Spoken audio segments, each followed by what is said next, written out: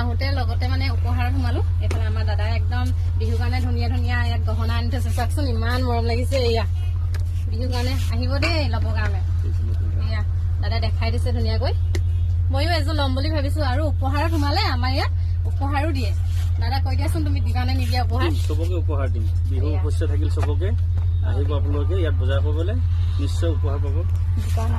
এইফালে মই দোকানখনো অকণমান দেখাই দিছো আপোনালোকক।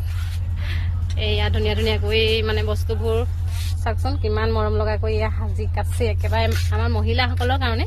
সৰু হ'ব পাৰে দোকানখন, কিন্তু ইয়াতে যে বহুত বস্তু আছে। আমাৰ ধেমাজি হয়, ধেমাজি তিনিআলি। আপোনালোকে আহিব বুলি আশা থাকিল বিহুৰ কাৰণে বজাৰ কৰিবলৈ। এয়া সৰু সৰু ভণ্টিহঁতৰ কাৰণে ধুনীয়া ধুনীয়াকৈ এয়া মাদুলি, কাণফুলি সকলো ইয়াতে ধুনীয়া ধুনীয়াকৈ বস্তুবোৰ।